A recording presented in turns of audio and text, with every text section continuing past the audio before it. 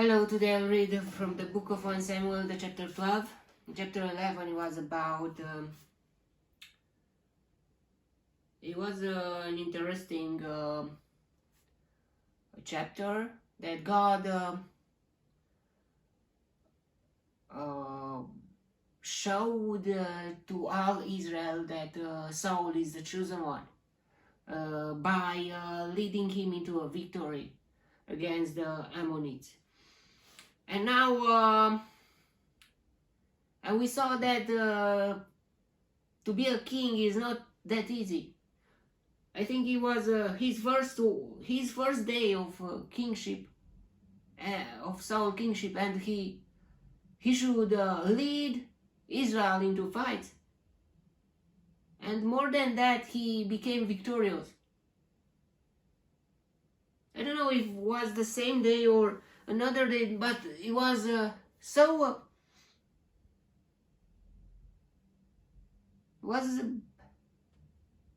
think it was the first day of his kingship. Now let's see the chapter 12. What's happening to see. Yeah. Samuel said to all Israel, I have listened to everything you said to me and have set a king over you. Now you have a king as your leader. As for me, I am old and gray, and my sons are here with you. I have been your leader from my youth until this day. Here I stand, testifying against me in the presence of the Lord and his anointed. Whose ox have I taken? Whose donkey have I taken? Whom have I cheated? Whom have I oppressed? From whose hand have I accepted a bribe to make me shut my eyes? If I have done any of these, I will make it right. You have not cheated or oppressed us, they replied. You have not taken anything from anyone's hand. Wow. Samuel said to them, the Lord is witness against you, and also his anointed is witness this day, that you have not found anything in my hand. He is witness, they said. Then Samuel said to the people, it is the Lord who appointed Moses and Aaron and brought your forefathers up out of Egypt.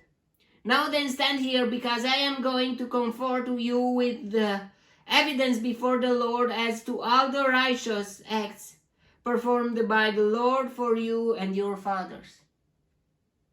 After Jacob entered Egypt, they cried to the Lord for help, and the Lord sent Moses and Aaron, who brought your forefathers out of Egypt and settled them in this place.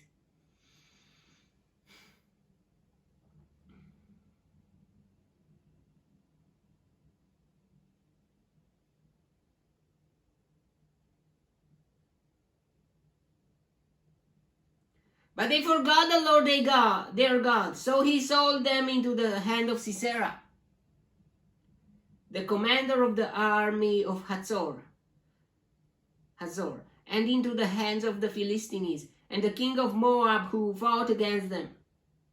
They cried out to the Lord and said, we have sinned, we have forsaken the Lord and served the Baals and the Ashtoreths. But now deliver us from the hands of our enemies, and we will serve you. Then the Lord sent Jerubbaal, Barak, Jephthah, and Samuel, and he delivered you from the hands of your enemies on every side, so that you lived securely. But when you saw that Nahash, king of the Ammonites, was moving against you, you said to me, no, we want a king to rule over us, even though the Lord your God was your king. Now here is the king you have chosen, the one you asked for. See, the Lord has set a king over you. If you fear the Lord and serve and obey him, and do not rebel against his commands, and if both you and the king who reigns over you follow the Lord your God, good. But if you do not obey the Lord, and if you rebel against his commands, his hand will be against you, as it was against your fathers. Now then, stand still and see this great thing the Lord is about to do before your eyes. It is not wet harvest now. I will call upon the Lord to send thunder and rain, and you will realize what an evil thing you did in the eyes of the Lord when you asked for a king. Then Samuel called upon the Lord, and that same day the Lord sent thunder and rain. So all the people stood in awe of the Lord and of Samuel. The people all said to Samuel, "Pray to the Lord your God for your servants, so that we will not die. For we have added to all our other sins the evil of asking for a king." "Do not be afraid," Samuel replied. "You have done all this evil, yet do not turn away from the Lord, but serve the Lord with all your heart. Do not turn away after useless idols. They can do you no good, nor can they rescue you, because they are useless. For the sake of his great name, the Lord will not reject his people, because the Lord was pleased to make you his own. As for me, far be it from me that I should sin against the Lord by failing to pray for you. And I will teach you the way that is good and right. But be sure to fear the Lord and serve him faithfully with all your heart. Consider what great things he has done for you. Yet if you persist in doing evil, both you and your king will be swept away." Wow, yeah, that was the speech. Not the speech, the recommendation and the things that, not recommendation, the things that, the real things that they should be aware of.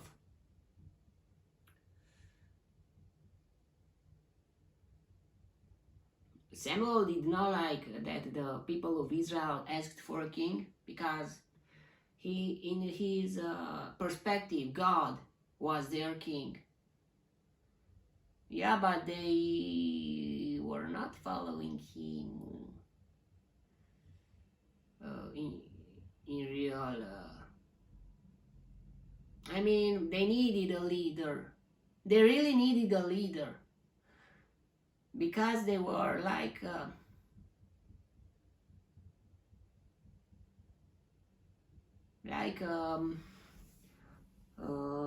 the sheep without a shepherd, and they were doing whatever they wanted, and they forgot about God, and they needed a judge, they needed a leader. So yeah, they really needed it. I mean, the God is our king, but where are his commands? I mean, I can do everything. God is there. I am here. So yeah. So they really needed to see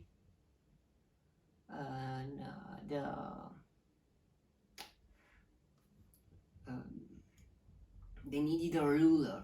They needed laws. They had laws. The God of law, the God laws, and the God laws, and but they, I don't know.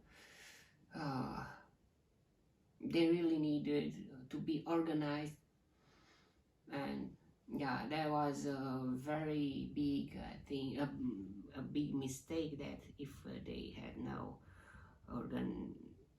if they were not very organized. I mean, they had some tribe leader, tribes or something like that, but they really needed a king. Okay, that was the chapter. May the God bless me, protect me, and delight me in the next chapter too. And if you want, you will see me there too. God bless you all and goodbye.